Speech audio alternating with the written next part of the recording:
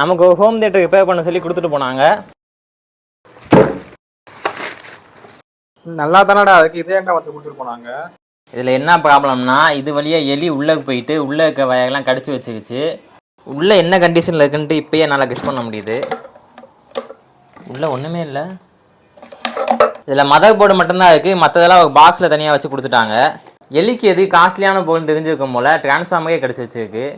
Wire ரொம்ப நிறையா இருக்குது, எப்படி மாட்டுறதுன்னு ரொம்ப குழப்பமாக இருக்குது. கொடுத்தவங்க என்ன தப்பு பண்ணிட்டாங்கன்னா வயர்லாம் கழட்டி கொடுத்துட்டாங்க. அப்படி எலி கடிச்சதோட அப்படியே கொடுத்துருந்தாங்கன்னா கொஞ்சம் ஈஸியாக இருந்திருக்கும். ரொம்ப நேரமாக கஷ்டப்பட்டு ஓரளவு அசம்பிள் பண்ணிட்டேன் எல்லாத்தையும்.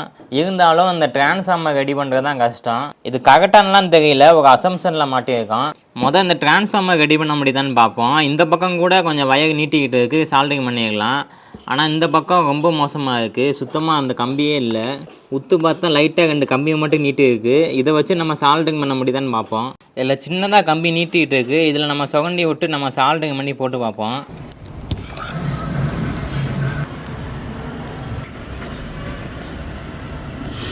இப்போ நம்ம டிரான்ஸ்ஃபார்மர் மாட்டியாச்சு. இப்போ நம்ம வோல்டேஜ் செக் பண்ணோம்னா கரெக்டாக 12 வோல்ட் அவுட்புட் வருது. இந்த மாதிரி கட்டானதை மாட்டுறதுக்கு ஒரு சிம்பிளான வழி இருக்குது. ஒரு ஊசியை வச்சுக்கிட்டு இந்த இடத்த அப்படியே அமுக்கிட்டு இப்படி தள்ளினோம்னா அது தனியாக வந்துடும். அப்புறம் இந்த வயரை உள்ளே மாட்டிட்டு நம்ம சால்டிங் பண்ணி விட்டுக்கணும். இப்போ நல்லாவே மாட்டிக்கிச்சு. இதே மாதிரி நம்ம மிச்சம் இருக்கிறது எல்லாத்தையும் பண்ணணும். 2 hours later.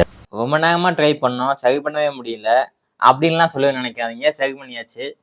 இதுதான் செட்டப்பு, வேணா பார்த்துக்கோங்க, உங்களுக்கு யூஸ் ஆகும்.